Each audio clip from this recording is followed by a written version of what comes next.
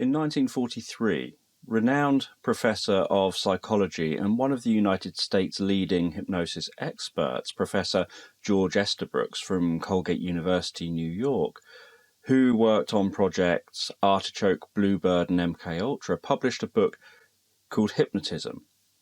In this book, he described how to successfully do mass hypnotic mind control.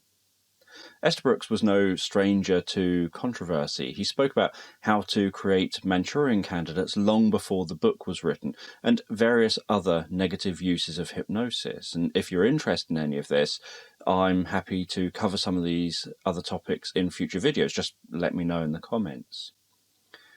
In his book Hypnotism, he revealed that there were 5 components to mass hypnotic mind control, each of which will be familiar to those knowledgeable about hypnosis. Emotional contagion, restriction of the field of consciousness, social sanction, feeling of omnipotence, and removal of inhibitions.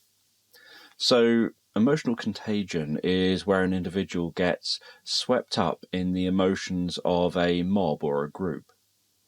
If you're at a concert, for example, and everyone is excitedly cheering and jumping around, or getting emotional at a football game, people can feel like they get swept up in the experience, and they start to behave like the rest of the group, as they all start to take on the same feelings.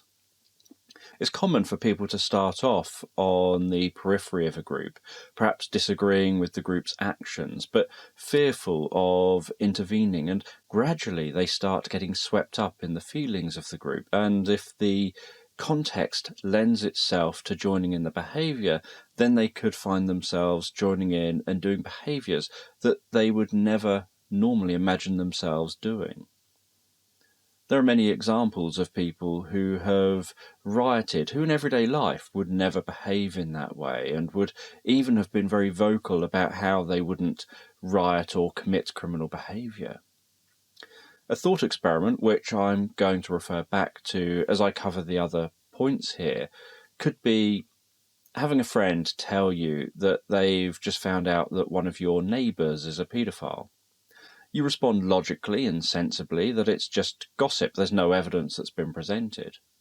A few evenings later, your child comes home and tells you that they think that they were followed after school and they were scared.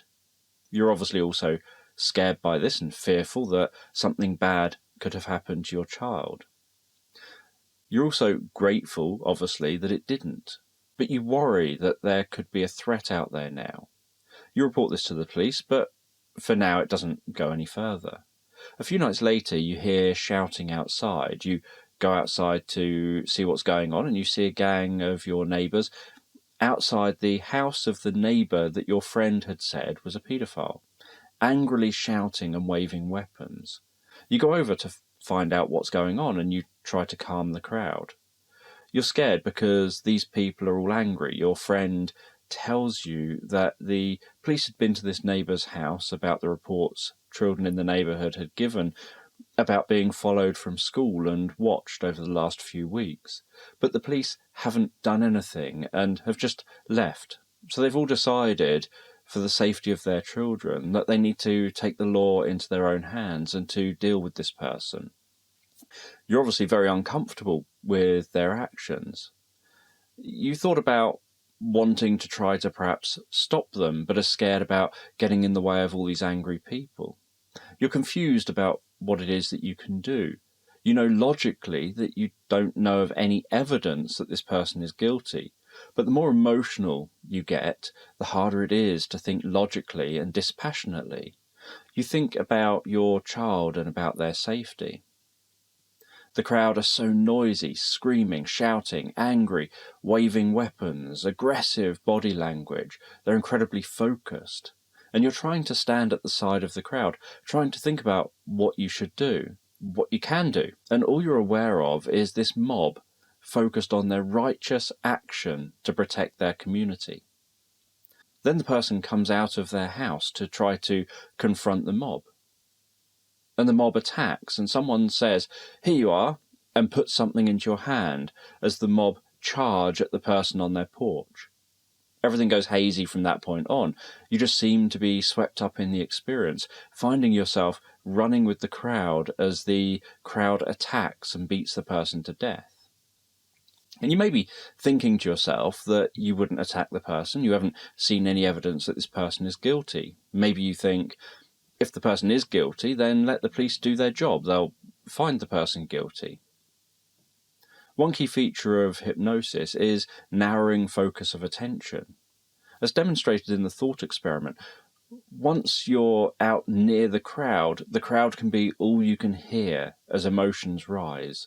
The crowd can become all you can see, and your emotions are driven by the crowd. So you have experienced a restriction of the field of consciousness. As Estabrooks describes, the roaring of the mob or the wild exhortations of the leader are effective in blotting out every other stimulus. This leads to an avalanching of emotional fury. The more suggestible, the more emotional. The more emotional, the more suggestible. In the thought experiment, you can see how this can happen. The suggestions from the mob weren't direct suggestions telling you to kill. There were implied suggestions, suggesting you do the same as us. You get swept along in the behaviours. You start having similar thoughts to the crowd, starting to see the world how the crowd is seeing the world. It would be dangerous for you to stand up against the crowd and be seen to be thinking differently, which adds to tension about what to do and how to act, which narrows attention even further and makes you more likely to follow the crowd and increase social sanction. People are social animals and dependent upon the opinion of the group, and will do things to conform to the group's ideals. In mobs, there's a group sanction where people can develop a feeling of omnipotence, which can lead to them feeling invincible and feeling like they can do anything, and so more likely to follow along with anything presented with an attitude of expecting success. By being around the group, certain behaviours are treated as acceptable and expected. It's very difficult to fight our instinctive drive to conform and fit in with the group, and because it's an instinctive drive, we can find ourselves doing the behaviours of the group without conscious thought or reflection of what we're actually doing in that moment, especially when we're highly emotional and have our attention narrowed or hypnotised by the experience.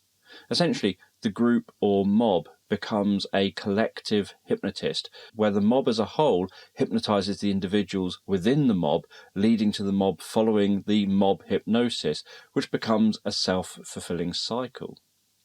All the leader of the mob has to do is initiate the mob hypnosis and keep it on course. Once the leader does this, they don't have to focus on influencing individuals. The mob as a whole becomes the hypnotist for the mob individuals.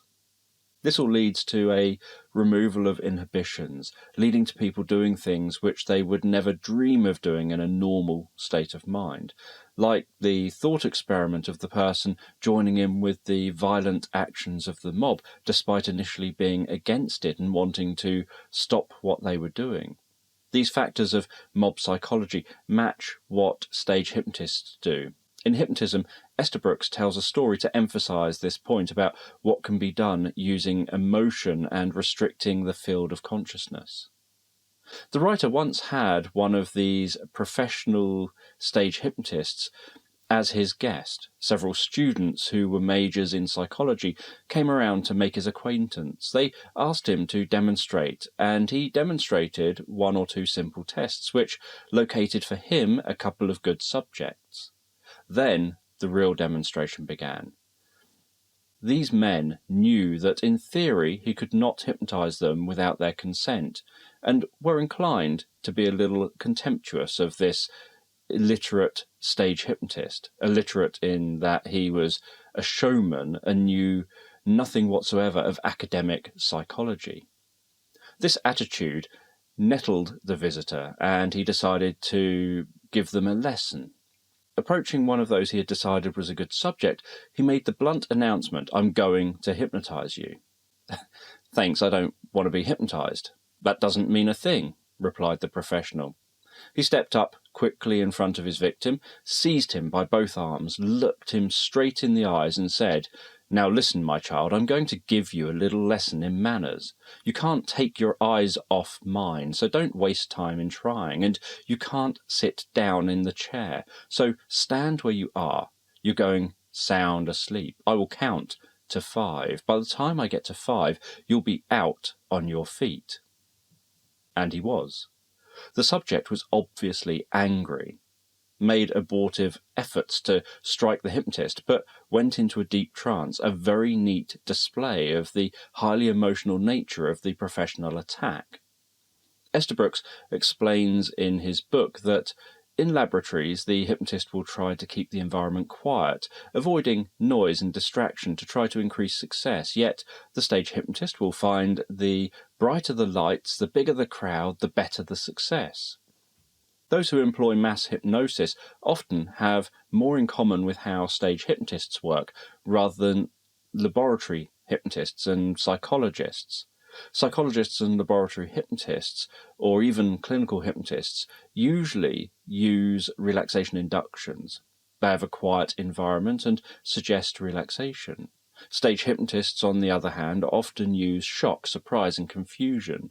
They're often showmen who may have loud environments, bright lights, lavish or grand sets to create a mood or image, posters, and marketing materials and claims which build up expectation, and often in an audience people have excitement but also anxiety at what's going to happen and whether they'll be hypnotized.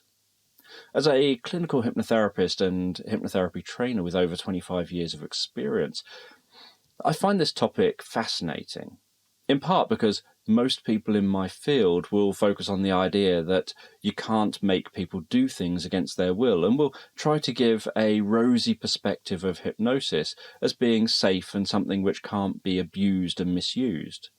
Talking about the negatives of hypnosis can be difficult, and many hypnotists rarely publicly do so.